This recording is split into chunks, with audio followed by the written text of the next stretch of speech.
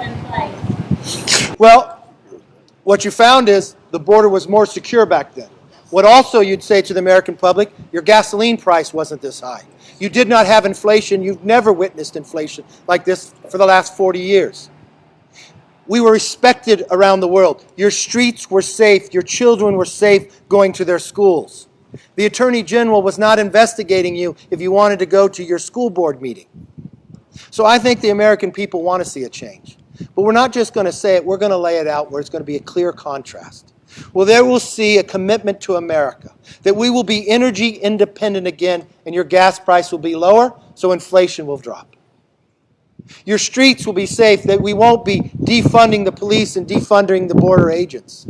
No, we will fund them and secure our border. We will hold this administration accountable. That yes, we will find the original location of where COVID came from. We will hold an Attorney General accountable for going after parents and calling them terrorists while he allows people on the terrorist watch list come into our nation. We'll also find out why and who made the decision to leave Afghanistan and bring 13 new Gold Star families. That's just a few of the things that we will do. We won't just say it, we'll make the commitment to the American public, and in 197 days, they can decide which America they want. Peter McCarthy, yes. The state of Texas is already spending several $1 billion on border security.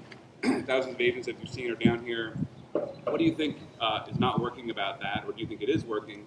And then separately, do you think that the governor of Texas should take it upon himself to declare an invasion and seize more control over what's going on down here? Well, I first want to say thank you, Governor Abbott. Amen.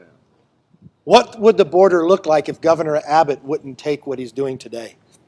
And yes, he's putting people directly to the White House so they can see their actions, since the President Biden won't come down and actually see what he's created. It's not the responsibility of these governors. It's the responsibility of the federal government. So what did the federal government change when Biden came in?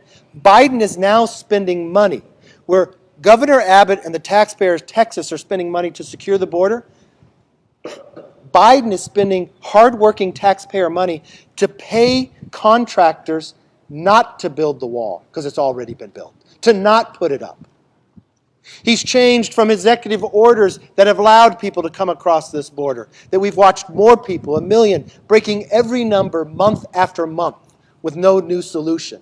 And then tell the American public in about a month from now he'll lift Title 42, which will simply mean if you are caught coming across the border illegally, you go back to your country. Look, we are a country of immigrants. We bring 1 million new Americans legally to this country every year. We do that more than any other country. We believe in it, but we believe in the legal form of immigration. And if he lifts Title 42, what's going to happen is going to be more deaths, more trafficking, more drugs, and unfortunately, Governor Abbott doesn't have all the legal ramifications, what he can do, but he's doing the very best, and I thank him for it. Yes? You know, in El Paso, when we went in March, we watched a new facility that had just been finished, and they thought it would never meet capacity. It met capacity that day. When we walked down and interviewed with the people who had come there, we asked them how long was the trek, more than 17 days. Then we asked them why did they come. And they said, President Biden told us we could. That's what they believed. I was stunned because what had happened there, what we learned from the border agents, as they picked somebody up, they had to go in the facilities and protect them. And as they protected them and moved them through the processing, no longer were they able to be on the border.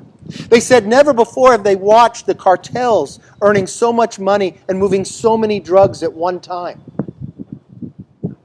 And you know what? A year later, it's worse. Every single month it got worse.